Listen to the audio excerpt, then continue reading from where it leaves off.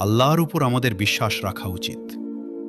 আল্লাহ তাদের অবস্থা দেখে তাদের উপর এমন একটি পরীক্ষা রাখলেন যা তাদের অন্তরের গোপন কথা প্রকাশ করে দেবে।